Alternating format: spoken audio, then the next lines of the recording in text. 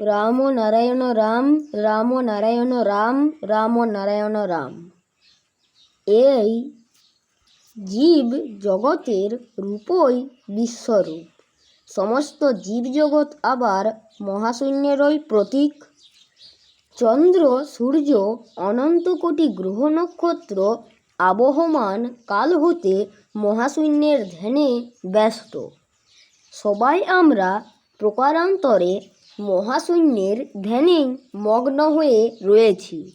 মহাশূন্যের ধ্যানে মগ্ন থেকে অতি দ্রুতগতিতে চলছে বলেই সবাই তারা জ্যোতিষ্মান অবস্থায় প্রজ্বলিত। তারই ফলে চারিদিকে এত আলোর স্ফুরণ। নিজ কক্ষে আপন সুরে দ্রুতবেগে ঘুরে ঘুরে পৃথিবী নিজেকে যেমন প্রজ্বলিত করছে, তেমনি জীবজগতের সবার ভিতরেও সেই আলো জ্বালিয়ে দিচ্ছে। তাই তো সবাই আমরা দেখতে পাচ্ছি, শুনতে পাচ্ছি, স্পর্শ করে সব কিছু অনুভব করতে পারছি।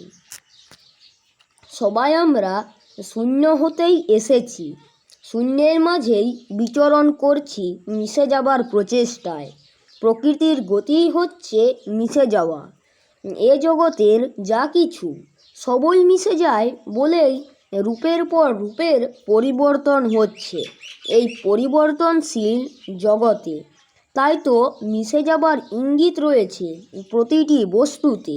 একদিন সূর্য যেভাবে মিশেছিল, সেইভাবেই আমরাও মিশেছিলাম আকাশে বাতাসে।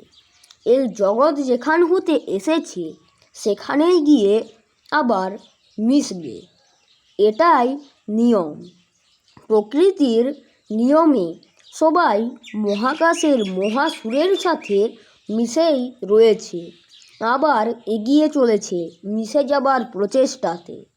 মৃত্যু যেমন অবধারিত, তেমনি সেই মহাকাশের মহাসুরের সাথে মিলবে সবাই, এটাও ঠিক। দড়ি ধরে ধরে যেমন পাহাড় পর্বতে উঠতে হয়, তেমনি বাস্তব ইন্দ্রিয়ের মাধ্যমেই আমাদের এগিয়ে যেতে হবে সেই বিরাট দিকে, মহাশূন্যের দিকে।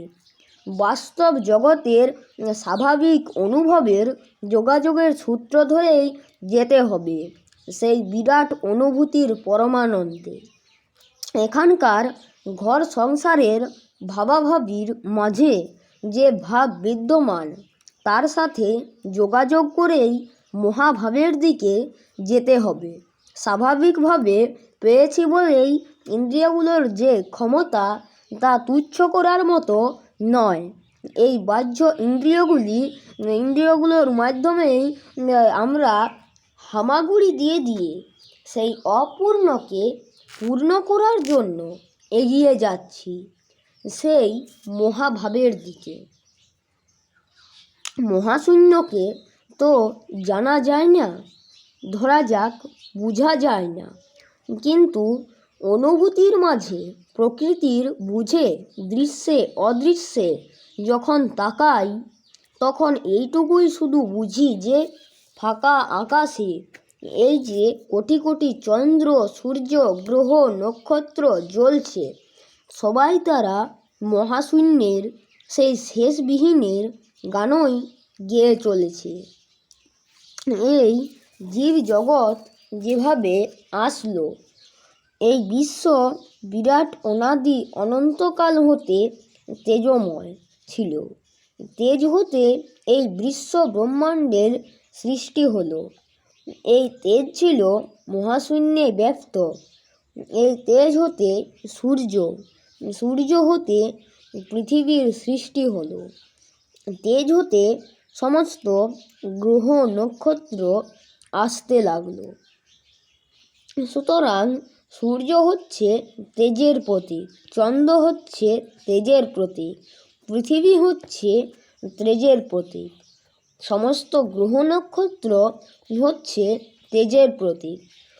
এই অনন্ত জীবজগতের প্রতিটি ধূলিকণা হচ্ছে তেজের প্রতীক। সৃষ্টির আদিতে এই তেজই ছিল সমস্ত বিশ্বময়।